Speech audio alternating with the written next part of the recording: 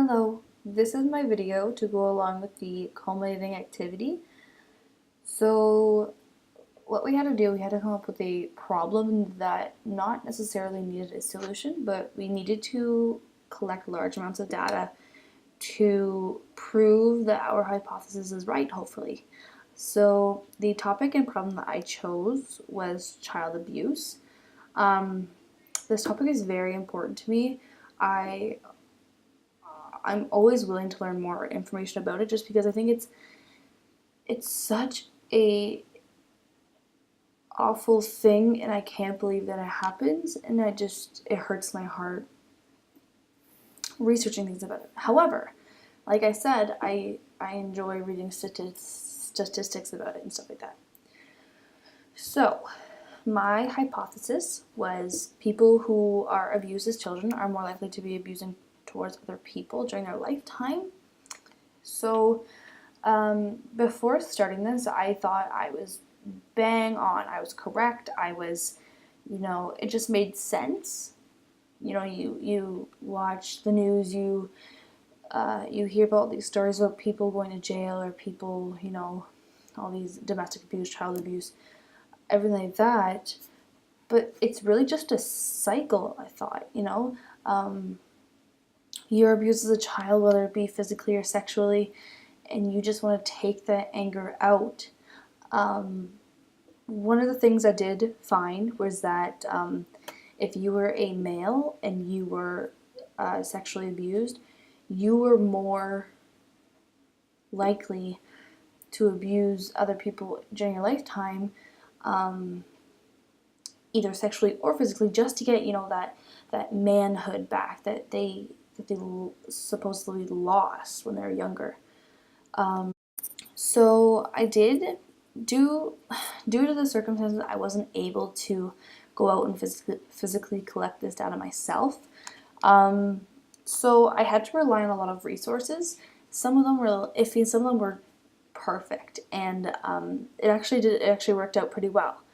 So one of these sites I looked at was Safe Horizon, and it's my resource number one. So if you read it a little bit, it kind of talks about how adults who suffer child abuse and neglect can develop different things like arthritis, allergies, bronchitis, high blood pressure, in addition to other physical disabilities. But that's kind of like was it caused by that? Was it not? So, but yeah, those are just some facts that I found. Child abuse and neglect have been associated with like panic attacks, panic disorders, attention deficit, and or hyperactivity disorder. It's kind of like a I understand that it's kind of like a well-known thing that it can be easily linked to depression and anger and post-traumatic stress disorder in children and adults who suffered abuse, which makes sense. Like, when you think about what they're going through, it definitely makes sense. Another thing that a lot of people already either put two and two together or they know, adults who are abused or neglected as children are more likely to use alcohol or abuse alcohol, or drugs during their lifetime. A study found that as many as 2/3 of individuals in drug treatment programs reported being abused as children, which is absolutely awful. But then again, that's what I kind of expected.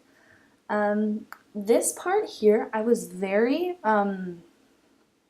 surprised about. Like, researchers estimate that only 1/3 of abused and neglected children will grow up to abuse their own children when they become parents. I mean, yes, that's awful, but honestly, I was expecting way more than 1/3. I was expecting at least, 3/4, like 80%, like something around there, maybe even half, but it's only 1/3, and as awful as it is, it's also very not satisfying, but it's reassuring that, okay, as much as I hoped my hypothesis was correct, it's very fortunate that it's not, because that's an awful thing. For my second resource, It was another thing that kind of showed that my hypothesis was incorrect. There was a study done in the UK, and only 26 of the 224 sex abuse victims, which is only 12% in the certain research, later committed sexual offenses. Now, it says that abused children who came from families where violence was common were more than 3 times as likely to become abusers as were those who experiences maternal neglect and sexual abuse from females. Then again, that's where the whole, if a male is sexually abused by a female, they tend to feel like their manhood is taken away or something like that, and that's what causes them to act out.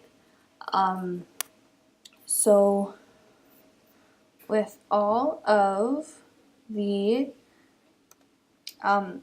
data I was able to collect, I put it all in an Excel document, and there's a link here. If we just click on it, it will bring you to this. Okay, so reported abuse of minors. So there's children and preteen and teenagers, and there's a scatter graph with a linear correlation. So there's just different. There's about 5 graphs here, and then as you can see, along with all of them, I calculated the median, the mean, and the mode of all of them. And then the very last one, which is this one right here, it shows the percentage of people who abuse others after experiencing abuse themselves. And only 33% who are abuses others, and the other 67% don't. Which, like I said earlier, I was very surprised. I was expecting it to be, the other way around or something like that. But no, I'm very satisfied and very happy that my hypothesis was in fact incorrect. So my conclusion for this whole thing, after researching many resources and calculating data, I have come to a conclusion that my hypothesis is incorrect. Like I said before, only 1/3 of people who are abused as children result in abusing others, and honestly, that is fabulous. That's fantastic. I'm so happy that I was incorrect in this case. It would have been really unfortunate for me to be true about, more than the 33% abusing others. Doing this whole activity project, it definitely opened my eyes to, how many people actually get abused as children, not only physically, but, sexually and verbally and mentally type thing. And it's so unfortunate. And, I know myself, I have experienced some things along those lines, but nothing as bad as some of these statistics show. I am very fortunate when it comes to this type of thing, but like I said at the beginning of the video, it just hurts my heart thinking that these kids have to go through this and this is their daily life. I'm just very, very happy that,